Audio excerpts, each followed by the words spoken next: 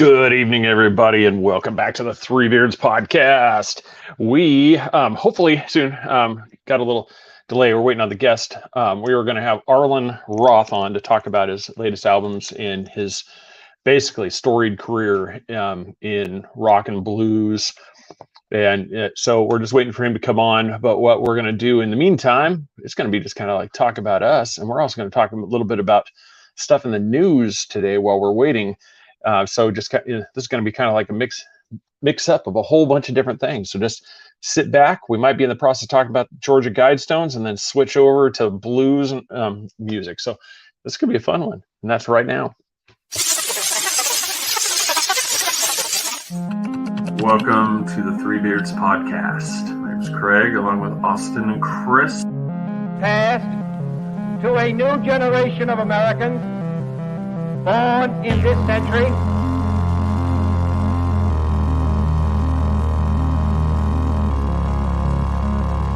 Let me out. I'm afraid that is right. I need you.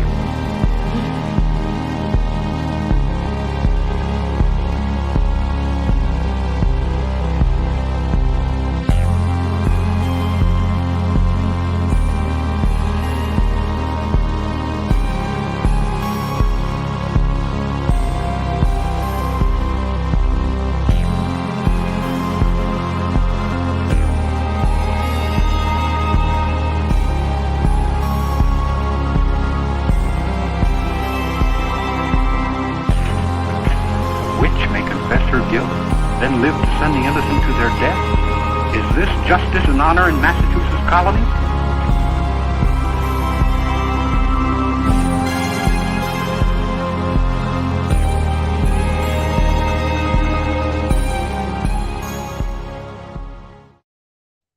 And I'm back.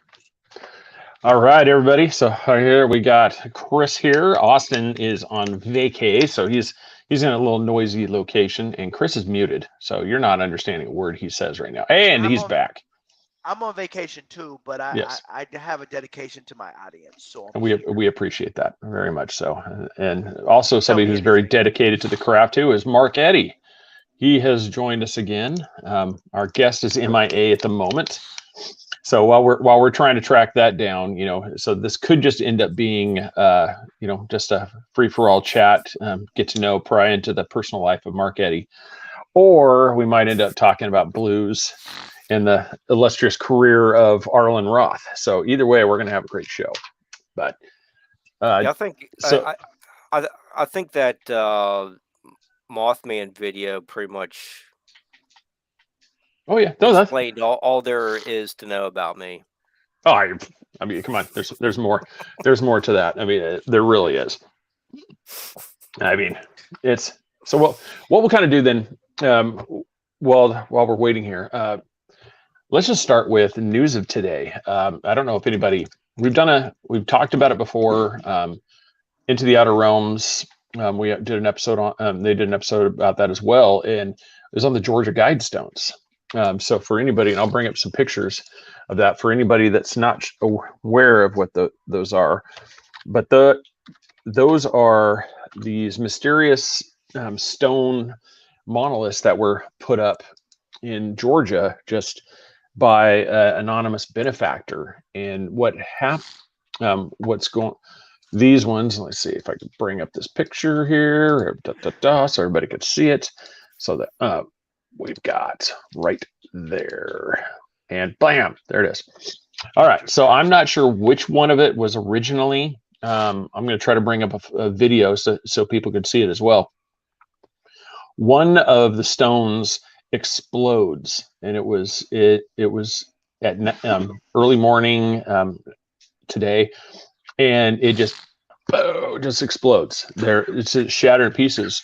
But the craziest part about it, and this is what's a lot of, and everybody say a prayer for Chris. We might have just lost him. He went to a coughing fit and had to drop. Hey, he's back. He's alive. Yeah. So this one explodes.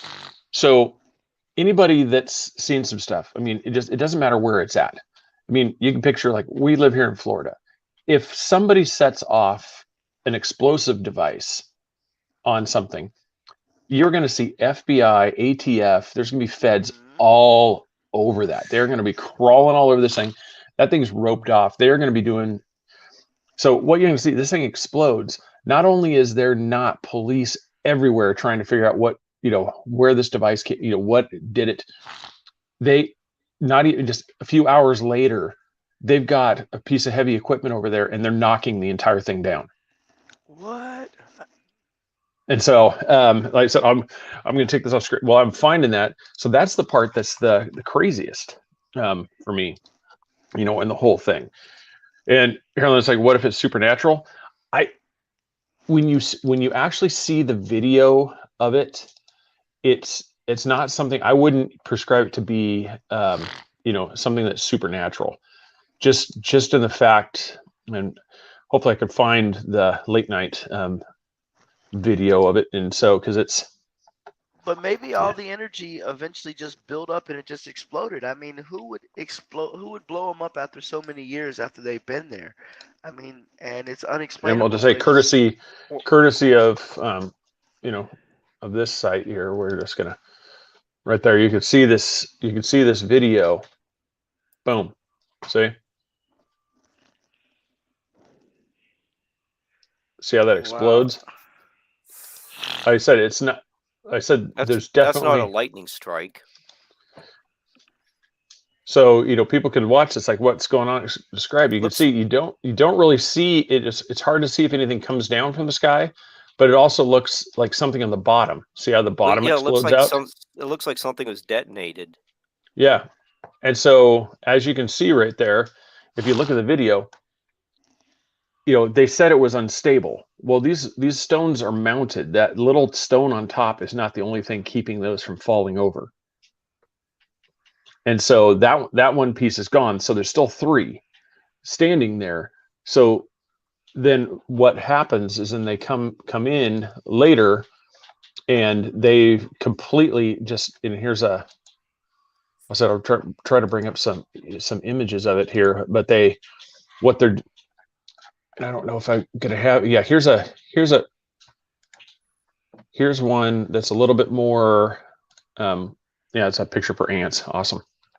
But you can see the way they're lined up. One of those is gone. The rest aren't just going to immediately topple.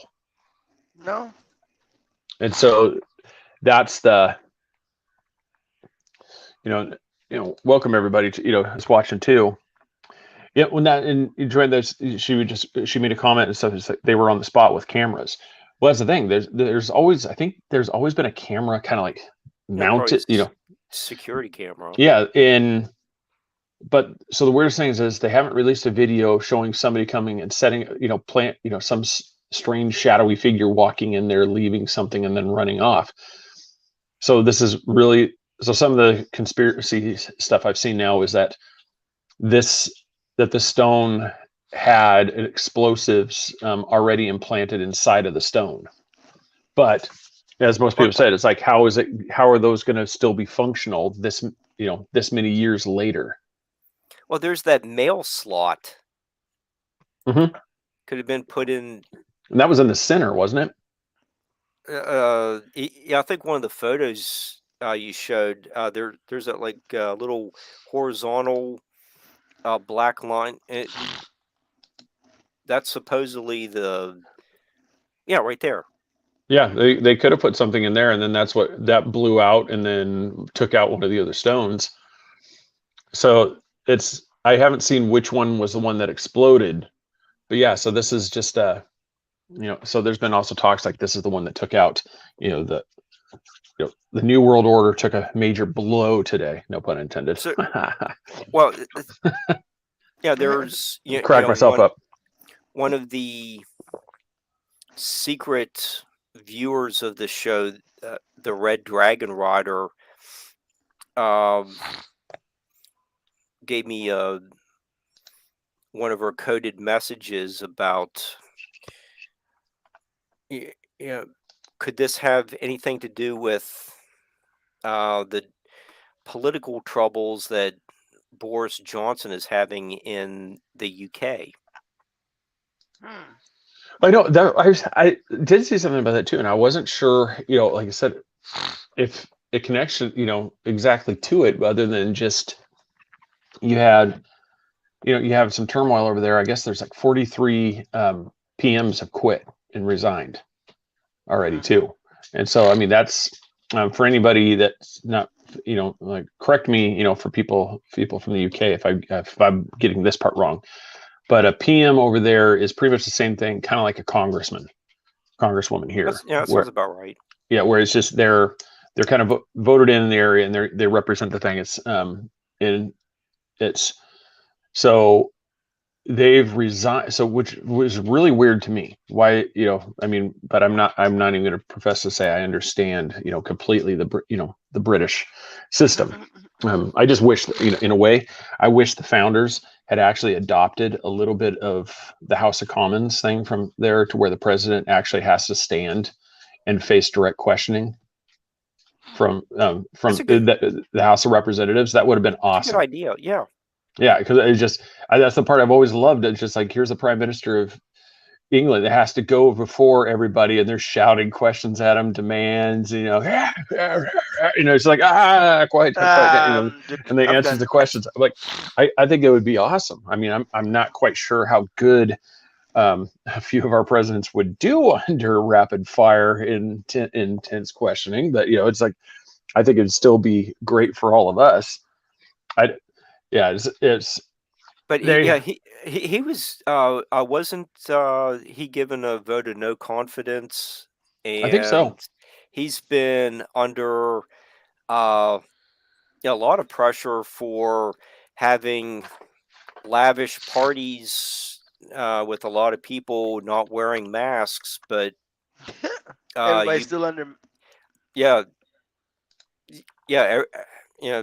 Force everyone else to wear masks. But we're back to the rules for thee but not for me ideology. People don't like that. Yeah, I'm trying to find while we're talking about this. I'm trying to find. Yeah, they claim it was for safety reasons is why it was taken down. So here I'll share so everybody can see. This is courtesy of Fox Los Angeles. I think I'm not sure if it's. Let's see, LA. Yeah. So you can see this picture. So as Chris, like to your question, it's like and answering that here, they've all been taken down. And here's another one. So it was taken down for safety reasons, kind of like Epstein hanged himself. Yes. Yeah, pretty much. And so how long has Stonehenge been standing there? Oh, look at that dog. That's cute. Anyway. Yeah, so it's Stonehenge. I said yes. Well, it's you wonder too. We need to get Maria on here and tell us about some of the Stonehenge was built during the Mesolithic time period, and how long the Georgia Guidestones been there for? What, 40, 50 years? No, that was well, actually, I think it might be actually approaching like 40 some years. I want to say it was in the 80s. Okay, so let's just say 40 years. So Stonehenge has been standing for millennia, 100 times as long. Yeah, millennia. But they don't want to take that down for safety reasons. Yeah, it says it opened. It was erected in 1980, so it's 42 years old. So this is So Laura, the same thing since it would be the late 1970s is when it was commissioned. So this is so I mean I think we'll get some things out there, but the weirdest part to me is just the fact that there was no investigation into the explosion. And why? I mean, it's just because I don't think I've ever seen something where there was an explosion. I mean, this is just like a lot of things. I mean, there's just anytime I could think of a major explosion. I mean, we'd take like even the Boston Marathon bombing. They didn't have the streets open later that day. And this literally was just like a boom, and then later that day, yeah, we tore it all down. But one of the reasons why the Georgia Guidestones were so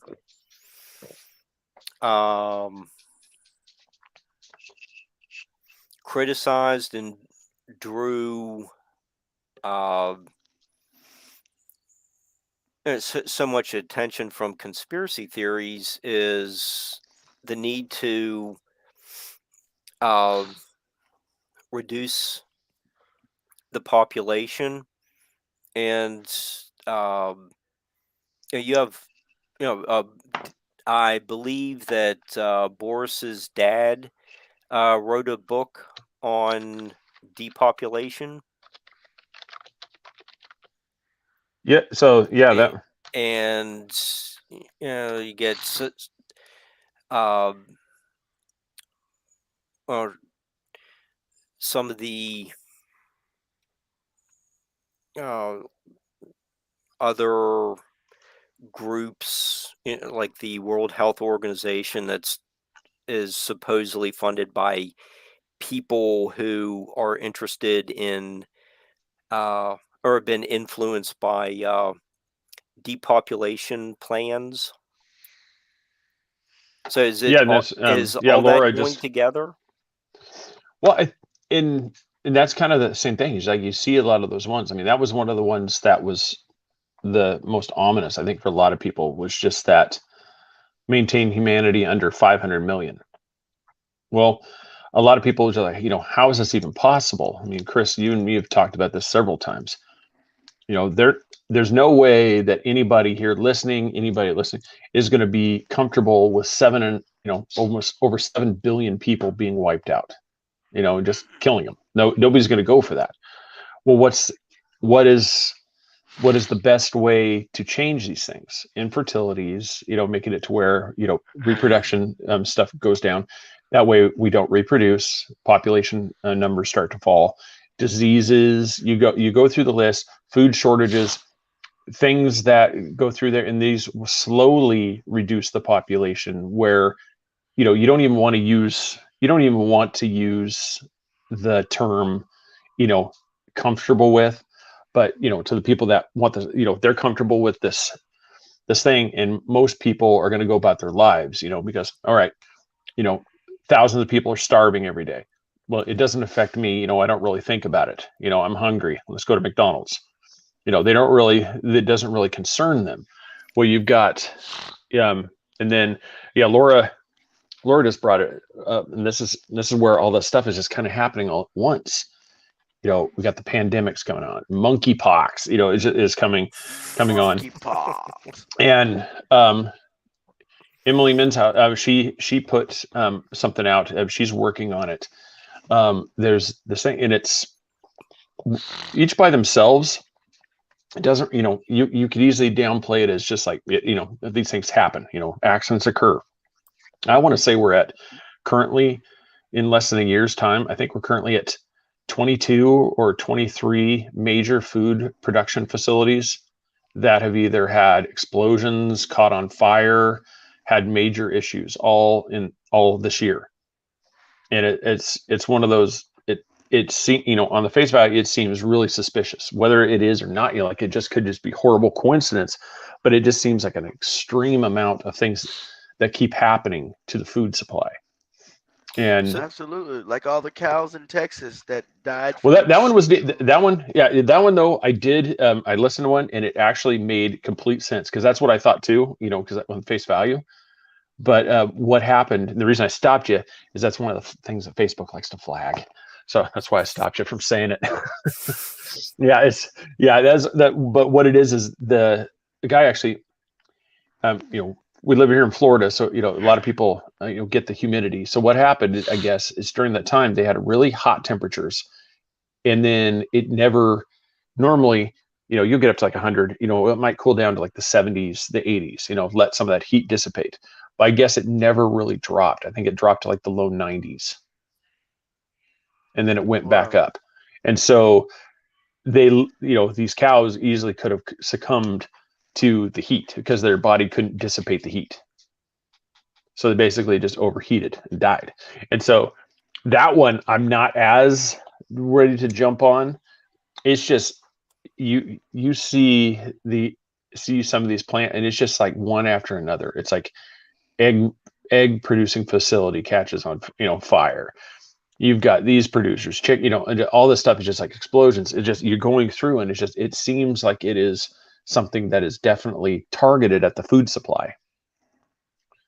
And that, but it's one of those, whether it is or not, I don't know. I mean, it seems on the face value that it definitely could be. But that was one, I guess we could talk about that too. Well, I just have a quick question. Mm-hmm. So do you think an anti-globalist would have caused the Godstones to fall, or is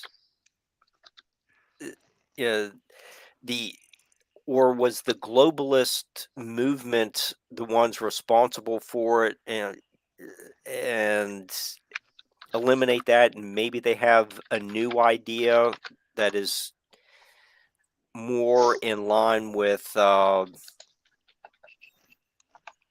global reset? But why? But why now? I mean, if Georgia Guidestone's been around since 1980s. Well, you have recent Supreme Court decisions that have been volatile for some people. 4th of July just happened. Are there some other dates? Jim Morrison's anniversary of his death, just a few days ago. Is there something related to July 6th? I don't know, but what did the Guidestones have to do with that? I mean, the craziest thing is George Bush Sr.'s birthday today. Yeah. Okay. What did it's like 1,000 points of light. I mean, you can throw stuff out. I don't know. There's the couple? Weren't there a couple anniversaries associated with the Oklahoma City bombing? Yeah, I want to say that there might have been. It was like the 1-year anniversary of the Waco standoff, and wasn't it Hitler's birthday or something like that? I'm trying to think. And that's one of the things, like with the conspiracies, it's like you have to really, it's really important. Like I tell people, it's like you can see the validity in these things, but it also is critical that you do the research behind it before just going out and just immediately shouting, this is all great, because it could there's definitely things that can be logically explained away, but it's one they have. I'm trying to find a list, but of the plants that have been damaged. But the other thing, like we said, we could talk about it is, and I'm not sure if anybody's taken a whole lot of time to think about, the food shortages, and the other shortages that we're having around the thing. It's just, okay, I know there's people laid off, there's people that died, but a lot of the deaths were people that weren't in the workforce. These, a lot of these were, people that, but these wouldn't account for the fact that just prior to the pandemic and to now, it's like, there's some certain things like French's mustard. We can't even get it on the shelves. It's gone. And I like, so, and you're like, well, short, supply. Coffee mate creamer. They have these ones. Well, there's there's a supply shortage. So the question is, like, so people, comment, up here and like see what your thoughts are. Do you think it's that because of a lot of people that have retired from trucking, that the trucks that are available, as they're being moved from place to place as they need to move the stuff, that's what's causing the shortages to jump from item to item?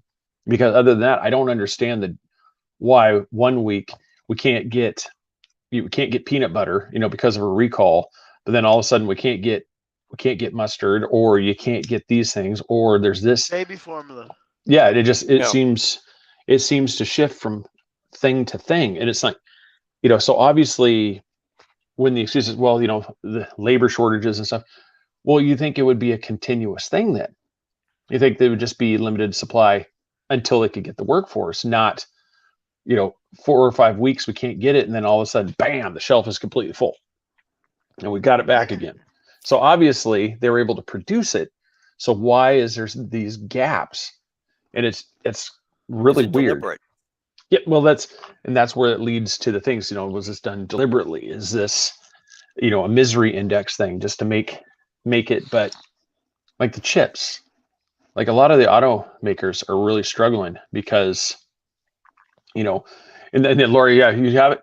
Yeah, if you could, because all they've got is those little mini bottles. That's all I've been able to find. Those giant ones are, that I go through all the time. I can't find. And I'm kind of particular about the brand. So don't cry too much for me. I could get the off-brand, mustard and make do, and I'll live. But French's is the real mustard. So yeah, come at me, bro. We can go rounds. French's is the mustard. Don't give me that Heinz crap. Any Grey Poupon? Yeah. You bring me that Heinz, I'm going to slap it out of your hands. Get that trash out of here. Yeah, no, I don't know. I really don't know, why those things are. Like the chips things,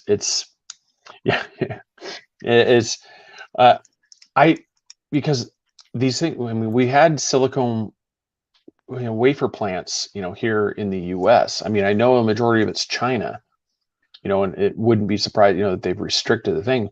But that's one of the reasons why you're seeing, like, if you drive by a new car dealership, they look like a ghost town. They don't have cars. They don't have the microchips for the cars and to make them. So as they come in, they can make the cars.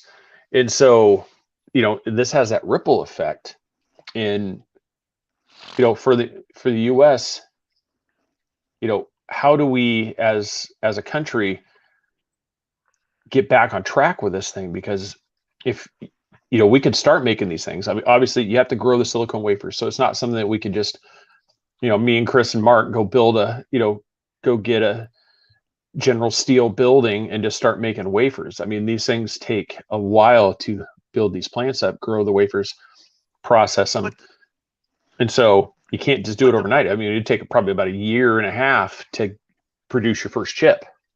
But the microchip thing started before the OVE thing started, but because they said everybody was using the microchips for crypto mining. So that kind of started before the whole OVE thing. If I can remember correctly, stop me if I'm wrong. No, it's kind of like one thing after another, but it's the only thing I can think is that, China's they're almost using it kind of like De Beers with the diamonds. They're restricting the flow of the chips, to keep the price high or something like it. I don't know. Well, you have to wonder, is there some kind of international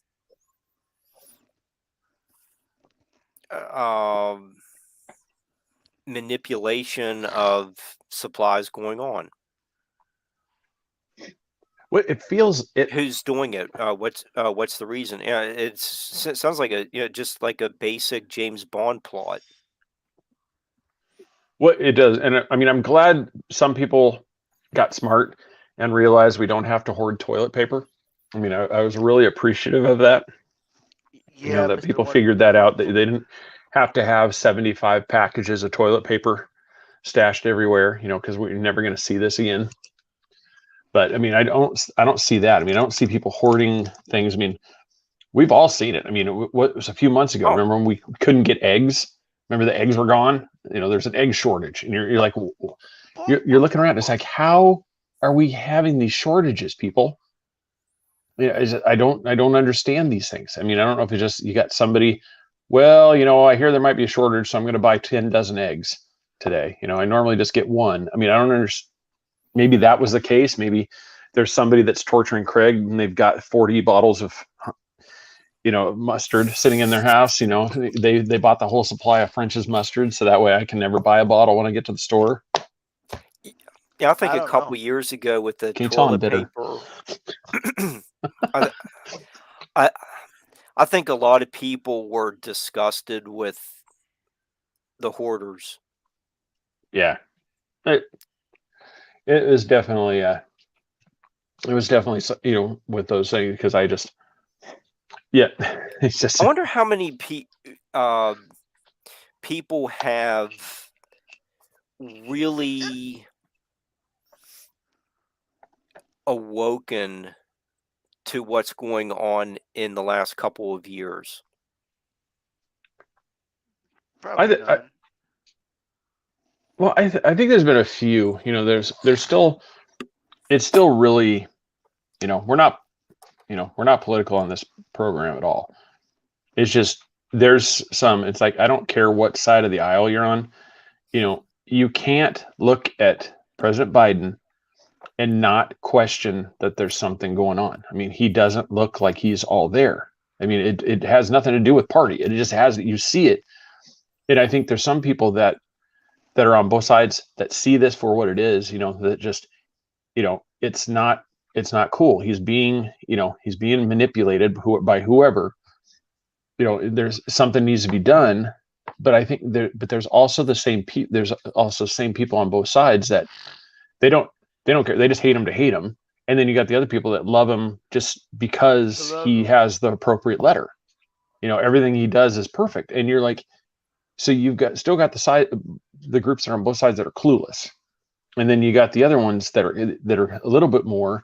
And I think as you kind of narrow down that pool, you get the more and the more, you get the people that ask more and more questions as you narrow it down. But I think, unfortunately, it's such a narrow piece that there's still so many people that are easily swayed by the news of the day. And that becomes their hyper focus. I mean, just the Supreme Court decision decisions that came down. You saw how fast, nobody cared about what was going on overseas. Nobody cared about inflation. Nobody cared about these things. This became all that we're focused on. This is the only thing that matters. And you realize how easy it is for the media to make a narrative and completely steer the attention, and focus of the mass population. Yeah. And you realize how easy it is to manipulate the narrative. And people are like, well, no. Go ahead, Chris.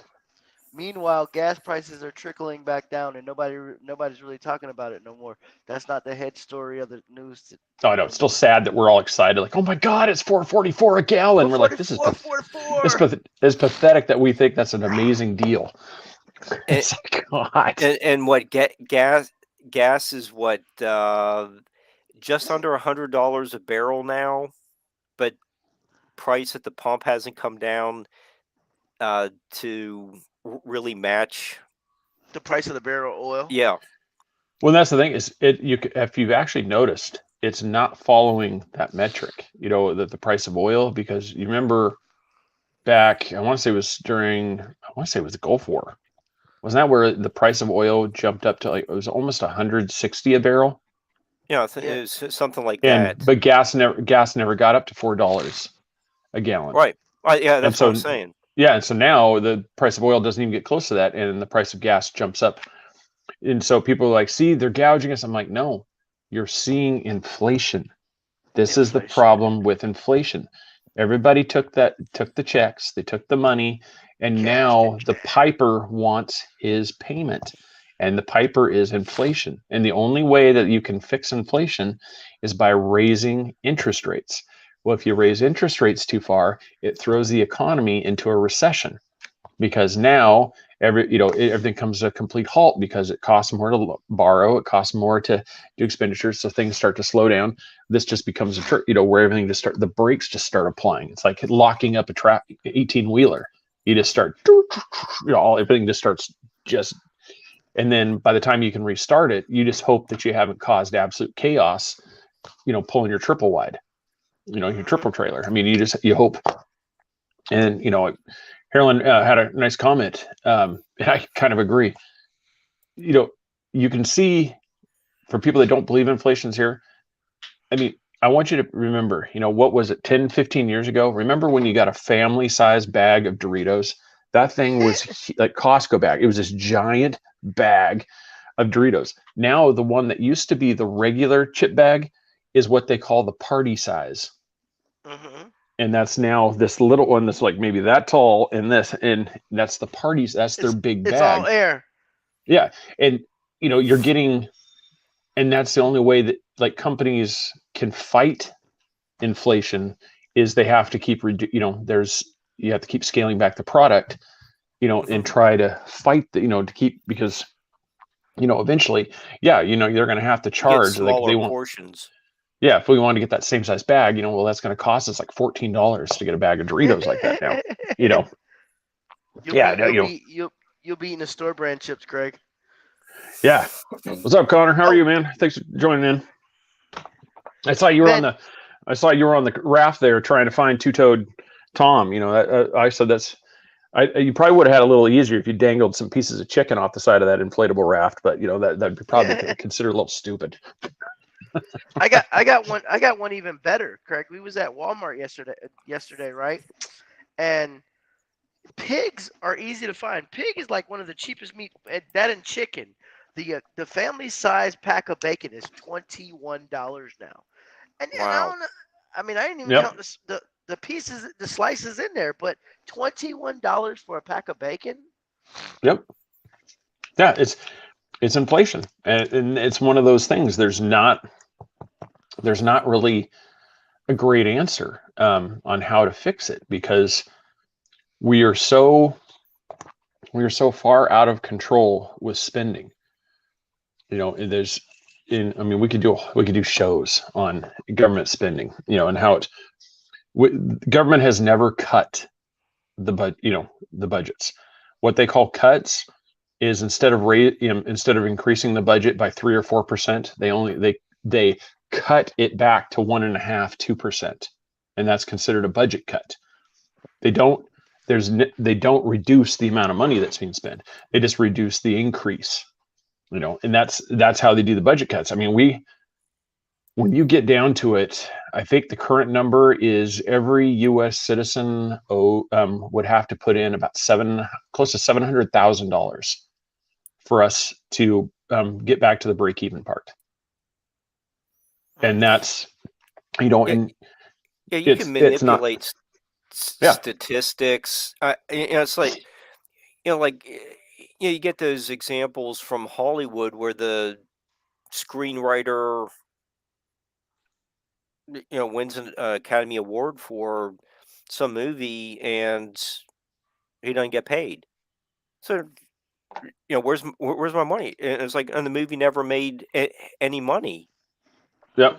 I mean, so how did won an Academy Award with no one seeing this the movie I wrote, and I say, well, yeah, see, and if you don't count all this stuff, you can do all these accounting gimmicks and come up with, see, the movie just broke even. The contract says if it makes over a certain amount of money, we pay you 25% of the royalties. You can manipulate statistics all you want.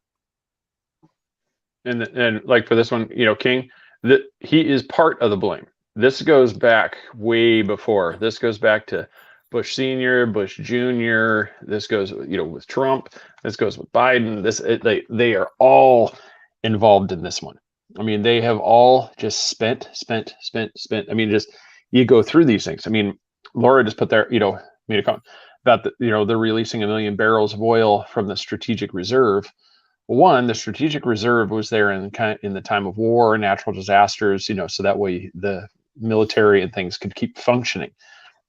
The 1 million barrels a day, I think that's enough to, keep all the vehicles that are currently like a day and a half, and that's it. Yeah, well, when that was first started, a couple months ago, a month or so ago, that had no bearing on prices coming down. Yeah, they it's it really it it's coming down to, and I think a lot of people, there's been some people that are waking up to it. I mean, it's kind of like all fronts are coming together at the same time, because one, the monetary supply is being, it's being targeted. Food supply is being targeted. I mean, all these things seem to be under attack, from some pressure. And, so a lot of people are like, well, I'm just going to go to the barter system, the trade system. That's one of the things. And, here's a, newsflash. I mean, like, that's coming next. That's going to be the thing they're going to come after. I mean, that's one of the reasons why they want to go to a digital currency. Is every transaction has to be, is tracked. That's why. I mean, that's, it's, you could do it they're trying to keep track of all of everything. Well, usually the main thing that they want, they are going to track it, but the main thing they want is their cut. I mean, that's part. Well, we saw that with the Canadian truckers, and if you sent like a $10 on PayPal for, when the truckers to get some gas to just keep the truck there and downtown running during the winter in downtown Ottawa, your bank account was shut down. Mm-hmm. So right there is another example of how the globalists are trying to manipulate behaviors that they don't want to see. And you even get in, fortunately I had this sitting next to my desk along with all the other topics. Is that Soylent Green?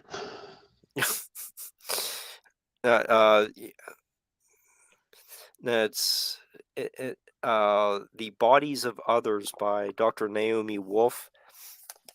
And she does write, the vaccine passport platform is the first step towards a social credit system like the one in China that enslaves 1 billion people.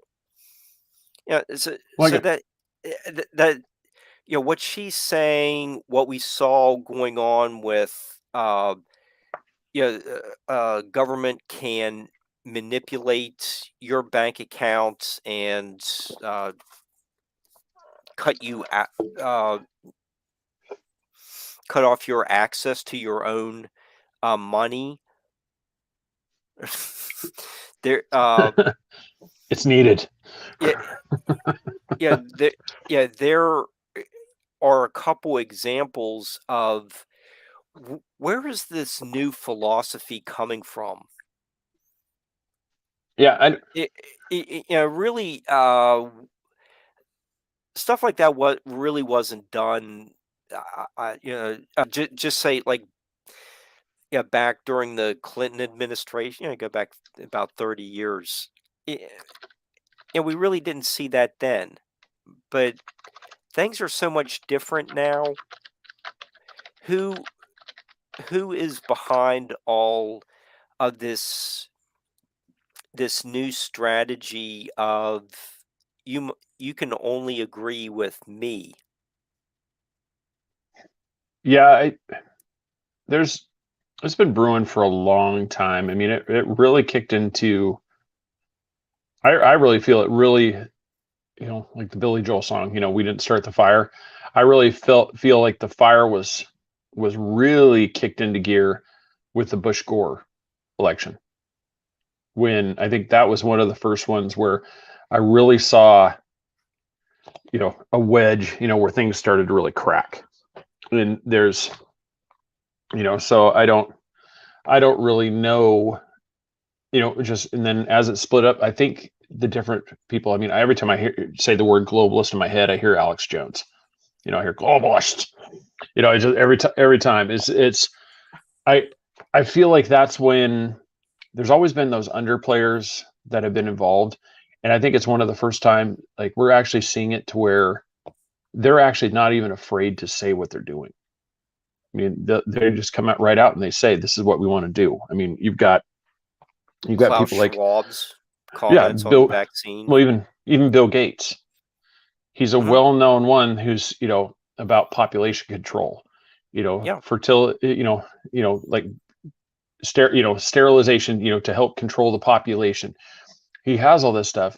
And then you wonder why people then turn around and are skeptical when he's then recommending, hey, take the shot. You know, you're like, well, you know, I'm just going based off what you just said, you know, a few years prior.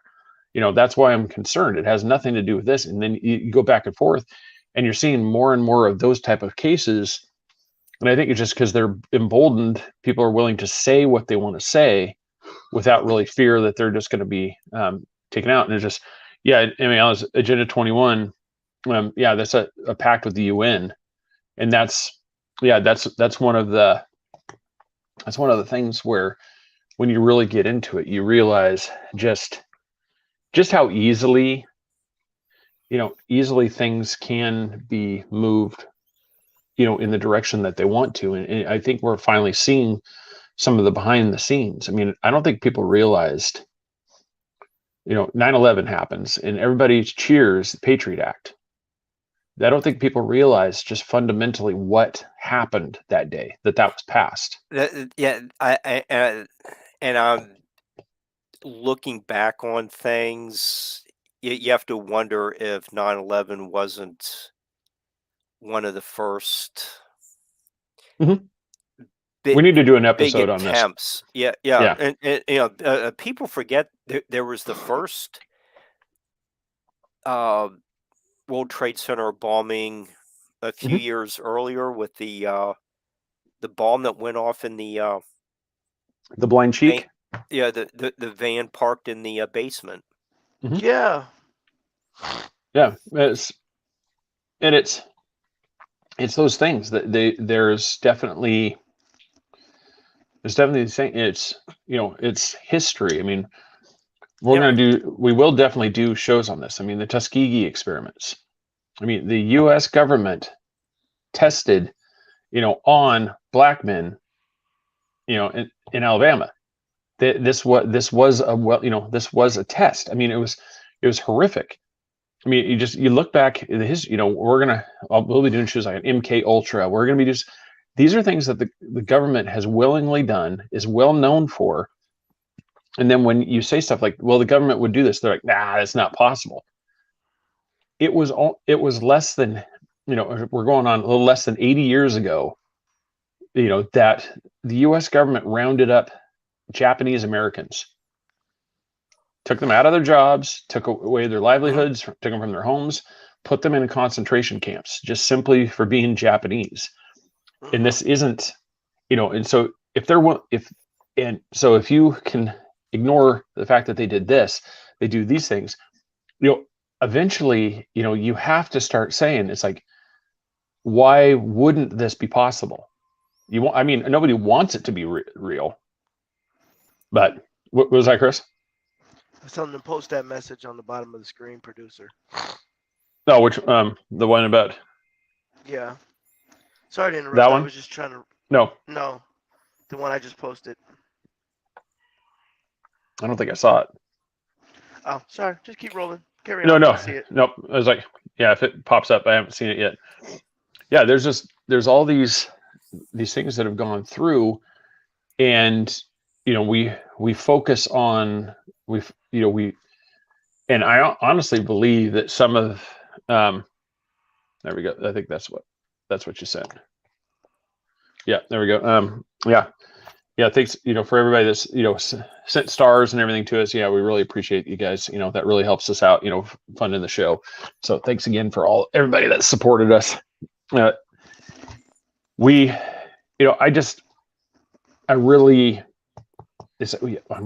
just need to do a few of these shows, you know, so we can piece them together. But I think one of these people that, you know, you have you have both sides. It's like nobody. Alex Jones got clapped really hard for saying Sandy Hook was fake. But yeah, and so there's these things. But what he did is he was questioning. He went too far.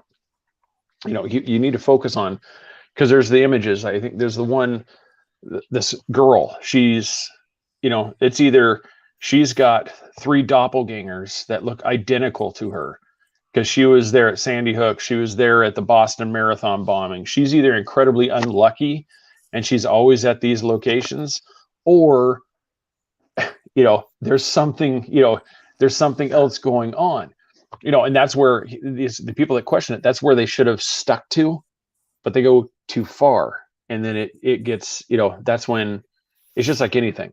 If you always claim you see a Bigfoot in your backyard, but you're the only one that can see it, you're the only one that can be trusted to talk to him, nobody else can see him but me, people start to think, okay, we're in cuckoo land. You're not credible. When it's the same way, if you take things too far in any conspiracy, you lose that thing. But there's always these little pieces that, when you point them out, you're like, I'm not saying what this is. I'm just asking, what is going on here? Because you can see this, you can clearly see these 2 individuals look incredibly similar, and they're at these 2 major events. So that part. So are these twins? Are these, just an incredible, circumstance? Yeah. Well, then you get people who find the, Craigslist, not you, or your publication, but they're looking for crisis actors for an upcoming event, and you see those circulating, unless that was misinformation. Yeah, misinformation that did not need to get fact checked at that time. So that was okay. Yeah, maybe that's Arlen. We'll have to reschedule him. Yeah.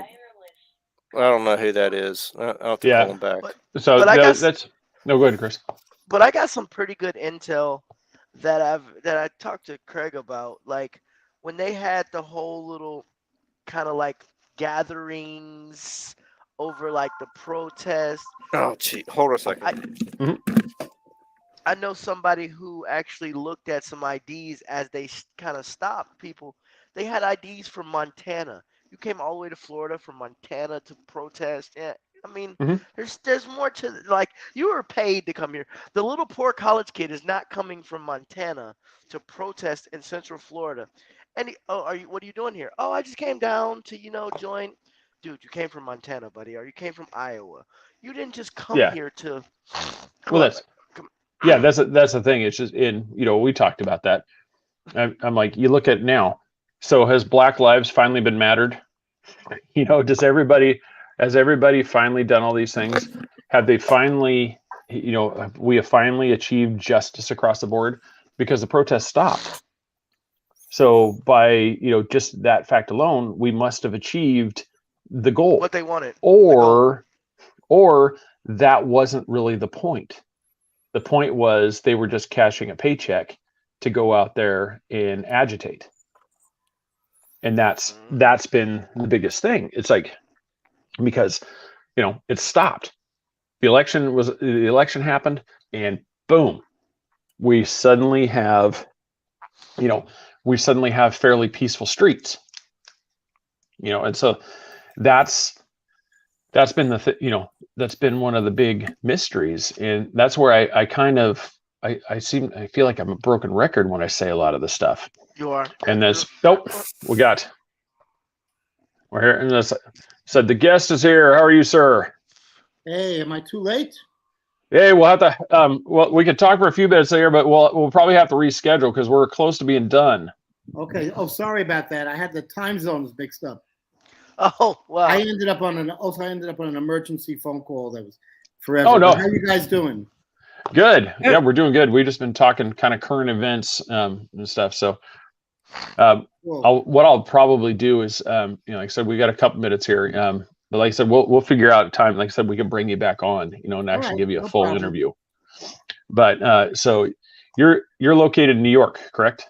Actually in Connecticut, just about 5 miles from the New York border, New York State. Okay. border. Yeah. Yep. And that's, So we, no, we got, so I'm gonna archive this. I had this all ready for you. So we're gonna archive. But while we got you here too, I'm gonna let you, because you've got a new album.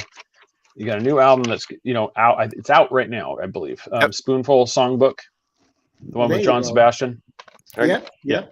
Yeah, and that's the one that you just did. And then most people will have, if they haven't heard of you before, or they would definitely know your work from stuff like Crossroads, where you helped teach Ralph Macchio how to play. And then when you go down through your list of people you've been with, and I mean, it is a who's who list of guitar players.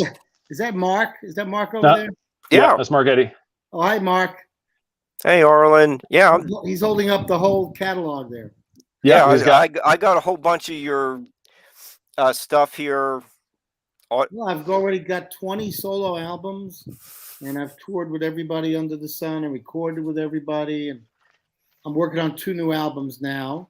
I'm doing a Super Soul session with Jerry Jamot and all the folks from Aretha Franklin and Muscle Shoals and all those folks. So it's the real thing, Yeah. Go ahead, Mark. Oh, I was just gonna say, you're having a horn section for the Super Soul sessions, is that right? The Uptown Horns, who toured with the Stones, and they're old friends of mine. The first work that they ever did was back in the mid '70s, when my first albums were coming out. They were playing with me like in the clubs and stuff, in New York, in Greenwich Village and stuff. But yeah, the Uptown Horns, they've become very famous. And that's, I mean, you've got, people, you had the Hot Licks video series, that was 220 of those videos with over 180 or so artists that were involved. Yeah, I think it was about 240 videos with 180 artists, because a lot of artists did 2 for me, and I did like 40 something of them, because it was my company. So, I come cheap. I just was doing them as fast as I could. Of course, I started the company in '79 with audio tapes. Then in '84, when I was doing the movie Crossroads, that's when we got into doing videos. And the first videos I did were 6 of mine and 1 with John Entwistle from The Who, the bass player from The Who, who was a good friend of mine. And while we're talking here, you can find information here on arlenroth.com. We got that there for him, so that way he can. And it's Brad Paisley. Yeah, all these guys played on my new Telemasters album too. Yeah, I mean, we go through the list, and oh my God, I mean, you've played, Joe Bonamassa. Bonamassa, when he was 20 years old, he did a video for Hot Licks. I was like one of the people that found him, and Johnny Hyland and Eric Johnson and all these guys that ended up becoming pretty big. I already had my ear to the ground, knowing that they would have been the right people to sign, Yeah, and that's. Yes, when we have you back on, we're going to go into depth. I mean, I had some really good ones. I mean, what we'll do is kind of just, it's been just a different show. Like, one of the ones I was going to ask you is, because I've been listening to several interviews leading up to this. Yeah. And one of the ones that they never asked you, and I was really surprised, is, it's kind of like 2-pronged. Who is your favorite that you've actually been able to collab with, that where this was a person like, oh my God, this was the most fun I've ever had, and then the second prong was who would, if they called you back and said, hey, I'd like to play with you again, you're going to do the musician's version of I'm washing my hair by saying all my guitars are currently being restringed. I'm not going to be available to, play with you again. It's like, who? That's a tough one Yeah. because so many of the guys that I played with who paid me really good money and everything, things after things got to be kind of difficult after a while, but if they called me now, I'd probably still do it. So I'd yeah, probably still go on the road because you couldn't turn down the money, and also the fact that those tours would be easier to do than the kind of really rough, low down kind of tours that I've done, where you're sleeping on the floor of a van and all that stuff. But instead, you're staying in the best luxury hotels and having the best food. And, it's not like I'm 22 anymore, So, yeah. but like those big tours, some of those artists, they're just crazy, they're just nuts. And I got to see it all firsthand and deal with it, in the studio as well as on the road. But it's kind of what goes along with the territory, Now, who's a bucket list one for you that you have not been able to collab with? Paul That you're like, McCartney. Paul McCartney? That's who I want, because I keep having dreams about working with him and stuff like that. Really, I mean, I'd love to work with Paul, and I think that I could actually lend a lot of cool stuff to what he does, because he's very guitaristic in his approach. And that's definitely a bucket list kind of thing. But, I got to work with so many artists who were heroes of mine when I was growing up, like Buddy Guy. I would have loved to have worked with like somebody like Merle Travis or some of those, Sebastian was one of them, because Sebastian, I grew up listening to the Love and Spoonful. I was 13 when they first came out, and to do an album with him, and we just played at the Opry, played the Grand Ole Opry together in Nashville. So that was a great thrill for sure. So, that's one of the things that actually reached fruition right from my early days of being a kid, dreaming of, of just loving that band. The next thing I know, I'm playing with the main guy in the band, But why don't you, with social media and everything out there, why don't you shoot your shot at Paul McCarthy? Like, send him, hey, DM, like, send him a punchline from you. I do. Like, hey. Believe me, I do. I do.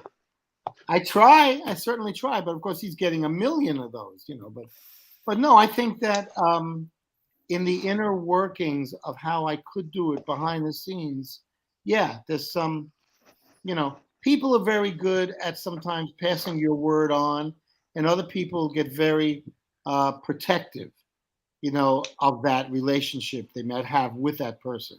Like it's happened so many times. Like I did this Les Paul tribute album where I played Mr. Sandman on it. And, everybody's on the record. Keith Richards, this one, that one. Well, but what they did was every day when you were recording, you got your own day and you did not meet that other person. So they just kept me going like down one aisle, and Keith Richards was over here and this one's over there, and nobody ever mingled. I thought one of the beauties of making an album like that is that the artists would get a chance to mingle and be together. But no, we're on the tracks together, but we never met, So like that's an example of like, because I was going to do the guitar, I'm doing the Guitar Hall of Fame. I created the Guitar Hall of Fame, which was going to be originally in Cooperstown, next to the Baseball Hall of Fame. And but a guy like Keith Richards or somebody like that, if they knew what I was doing, they'd be able to help me, But people are very, very protective, and a lot of these big artists, they try to stay removed from it, So it's harder than you think. But once there is the personal contact and the musical contact, that's no problem. That's why Hot Licks did so well, because all of those people were artists who I had direct contact with, and who had equal respect for me as I had respect for them. Now, have you ever collabed with? Because one of the questions is with Hispanic or Latin. You know, I mean, it's just. I don't Yeah, want to say the did with, cliche like mariachi band because that's that's just too no, I cliche. did with Tito Puente, the famous Latin timbali player, the king of salsa. The king of salsa. I played with him on the first album I ever did. And I met him years later when I was doing Paul Simon's Cape Man, which also had a lot of Latin players in it. And I said, hey, Tito, you know, we played on my first album together I played with you. He goes, yeah. He goes, it was probably some chick, right? He goes, some chick. I said, yes, it was with a chick. It was definitely a chick. Because it was like the early 70s, and he right away assumed it was like some girl doing an album. But he was a lot of fun. But yeah, on the Paul Simon thing, I played with Ruben Blades and what's his name? The one that was married to Jennifer Lopez for a while. The skinny guy. Oh, come on. Actor. I know. Yeah. I know who's. He was the main guy in that play. So, you know, I did the album. And then it was fun because I went to the play and I hear everybody in the orchestra pit playing my guitar parts from the record, you know. But yeah, we'll think of Mark. Alex, Mark Anthony. Hey, Mark Anthony. So yeah, so I played with those guys. Now, Arlen, you attended Woodstock, and over the years you would eventually meet so many of the performers. What was that like? Like making, John was an unscheduled performer at Woodstock. I put on the first anniversary concert. Yeah. 1970. It was only me and my band. We were the only band. And we had 40,000 people who played for 3 straight days, nonstop. Nice. Wow. And I was That's a lot of pot. You know, I'm good buddies with John Fogerty. So I was sending him pictures of me there, you know, with my custom amps behind me, like Fogerty always has. And I'm wearing my plaid shirt like Fogerty. And he says, hey, you want to sell your amp? I said, I don't have that amp for sale. That was just borrowed, you know, that night. But, you know, it was the same kind of thing. It was raining, misty, you know, crazy weather. But I was from that town. I was from White Lake, New York. I mean, I could hear Jimi Hendrix from my house, you know, drifting across the lake. I heard him doing the Star Spangled Banner right over the water, you know. So, but yeah, I've become really good buddies with Fogerty. Fogerty told me that he's been learning from my tapes for 35 years now. Wow. Learning to get that much better. And so people like that, you know, I met him, and I met, you know, I haven't even met him yet. He was on Monte. Who? Johnny Winter. Oh, sure. Johnny Winter did my album with me. Yeah. Sure. Yeah, I was right there in the front row. I was talking to him. There is a little part of that movie where you see me and Johnny talking about that, you know, about the Woodstock Festival. But right now they're trying to talk me into having my Guitar Hall of Fame there. They're having it there next to Bethel Woods at the Woodstock site. Wow. Oh, wow. I'm meeting with them in 2 weeks up there. So we'll see. I've only been working on it for 17 years, trying to make it happen. yeah, no doubt. Oh man, we're almost out of time. Okay, we can do it again, man. No problem. We're definitely gonna have to reschedule because, like I said, I've got a lot of questions. And I don't want to get too involved in them because I don't want to have to cut you off, because a couple of them are really good stories. Oh, I never stop. I never stop with the stories. Yeah, one of the questions, captivating stories too. One of the questions that popped up there: have you ever played the ukulele? Yeah, a little bit. Okay. I don't. If I do it, I'd probably tune it like the top 4 strings of a guitar. But everything for me is guitar oriented. But I play mandolin too, and I play dobro, and I play anything with strings. What's your being many years of being into music? What is your favorite brand of guitar? Fender. They call me the master of the Telecaster, so I play mostly a Fender Telecaster. You know, I hear Les Pauls really have a good hype. Les Pauls are great. I mean, I started on a 52 Les Paul, which I still have, but the things you can do with a Fender, it lends itself to even more creativity physically. There's more things you can wrench out of the instrument. You know, like what Jimi Hendrix did with a Strat, you know, I pretty much do with a Tele, you know.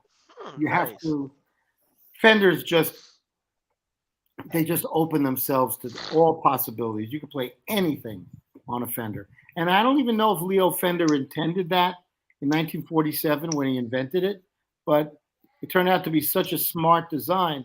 I mean, think about it. With guitars, with electric guitars, they got it right. The first 3 electric guitars that ever came out, you know, the Telecaster, the Stratocaster, and the Gibson Les Paul, they're still what everything is measured by.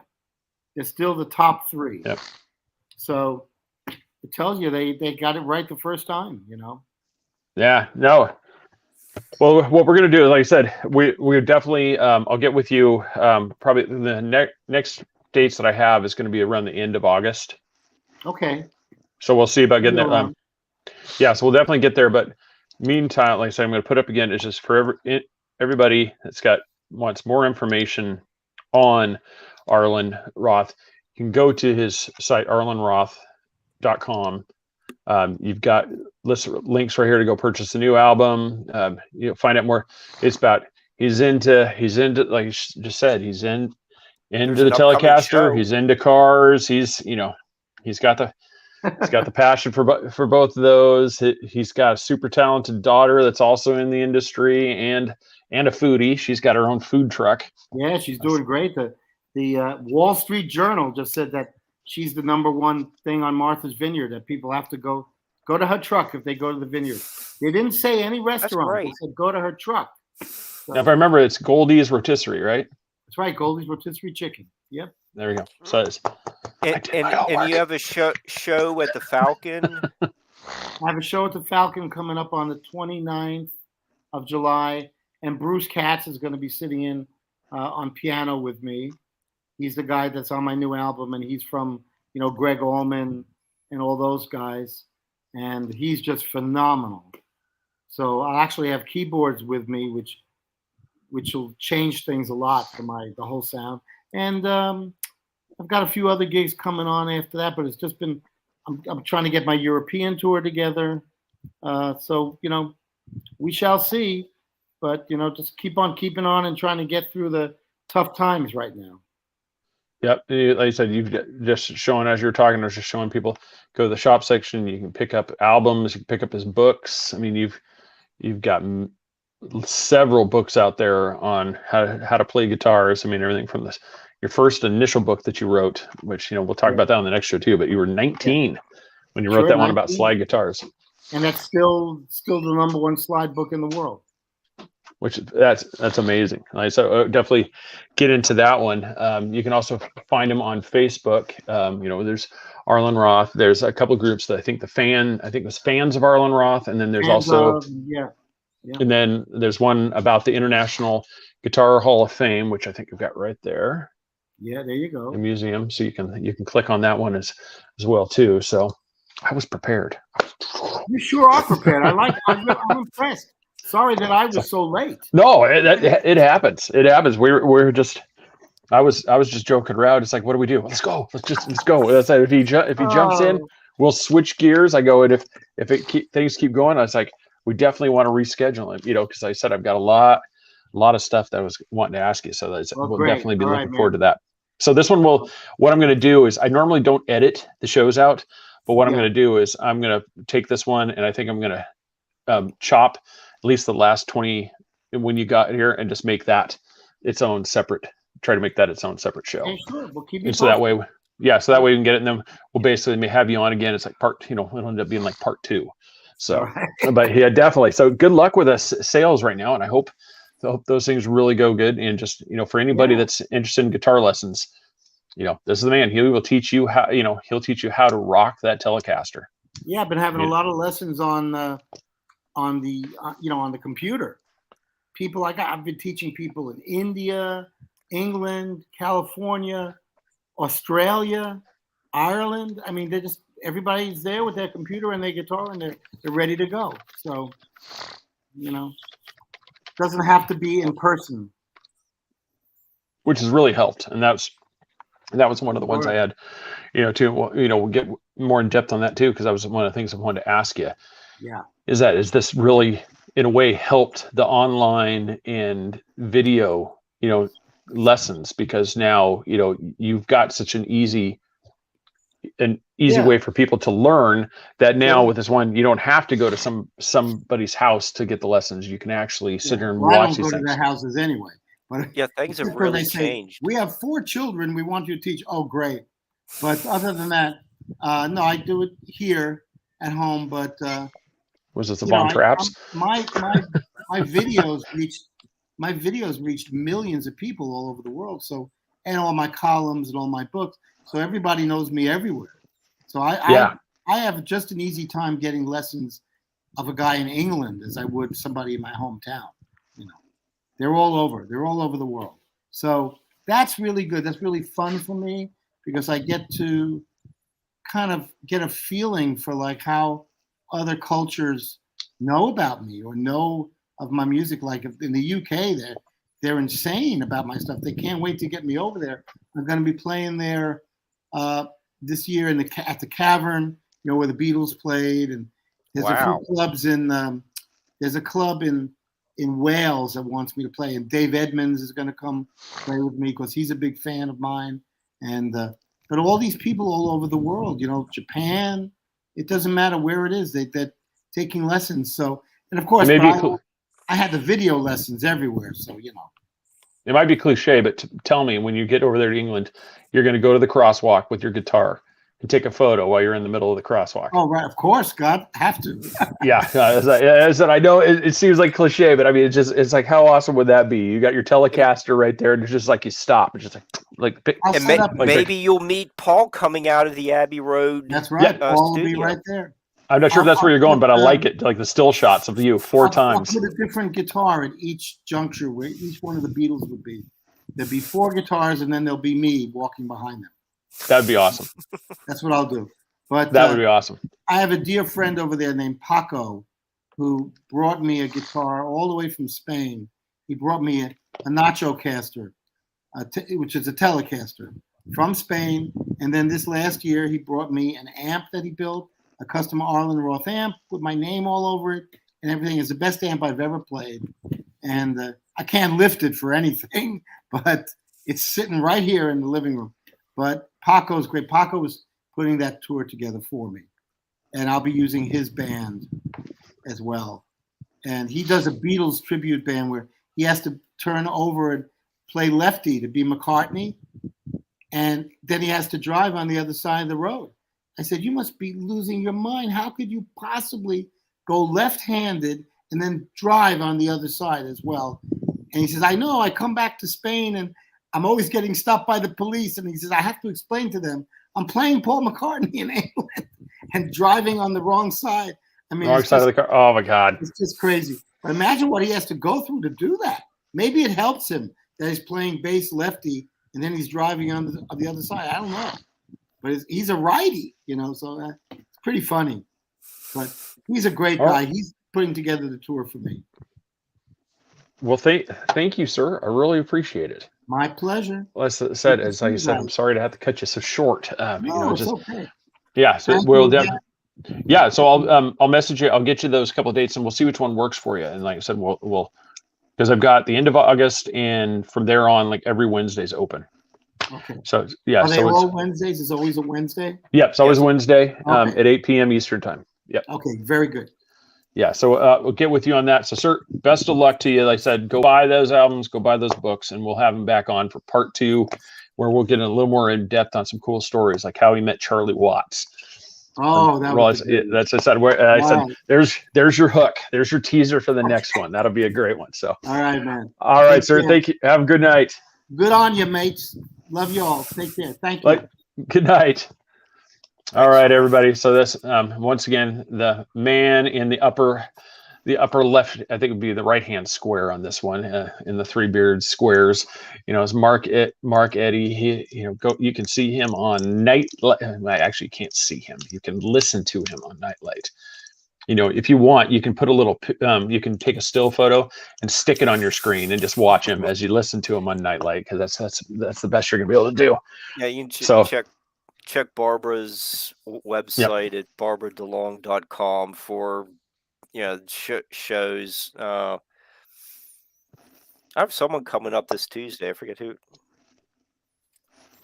That's so we also we're doing a Twilight Zone to promote the Twilight Zone conference in Binghamton, New York, in the middle of next month, and the week after that is Teresa and Dan Duke talking about their new book on their great-great-grandfather Jesse James. Yeah, you got them ahead of me. I don't know how that's happened. I call BS on that. Yeah, we don't get him till later on this month. This is ridiculous. Yeah, so no, that'll be cool. We're gonna he'll be on there. He'll do some of the show prep for me. So I don't get their book until, I thought I could get a advanced copy from somebody, but apparently I wasn't worth it, so I didn't get an advanced copy from Dan. So I had to wait till my copy shows up. So it'll get here eventually, right, Amazon? I know it will. So I already did that one. So yeah, so check him out. Like I said, go support Barbara and Mark. Yeah, I'm looking forward to getting that. So, all right, everybody, thank you for watching. Check us out on the social medias. We are all over them there, interwebs. We are on YouTube. Obviously, you're watching there. Facebook, because you're watching us there too. We're also on Twitter, Instagram ×2. We got 2 of those, and we also have got the TikToks. So we got and Rumble. You can check us out on Rumble too. We've got. We got several avenues. You can go to threebeardspodcast.com or redbubble.com/threebeardspodcast, and you can access our merchandise from both of those locations. And you can help support us that way. Thank you for everybody that has, by the way. You can also go to patreon.com/threebeardspodcast. Become a fellow Patreon like Laura Lehman Porter. She is one of our Patreons. We really appreciate her for that.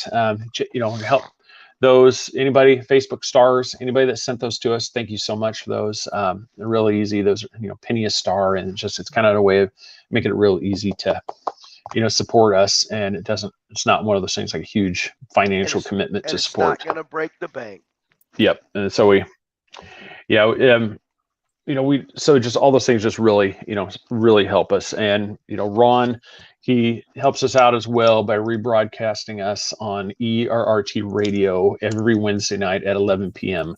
So this one, I'll have to get with him because he's going to end up possibly having 2 shows if he wants to play them. We'll have the current events, and then we're going to have this one. And so we're going to try to break those up. So apologize to everybody that downloads us. It's probably going to be about a day late because I got to do the editing, and I'm probably not going to be able to get to that tonight.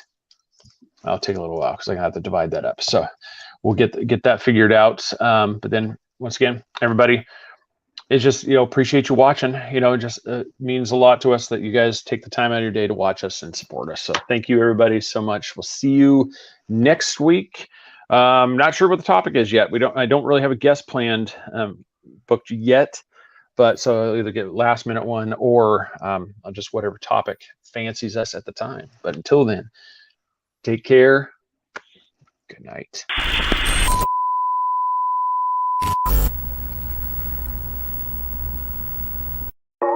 Yeah.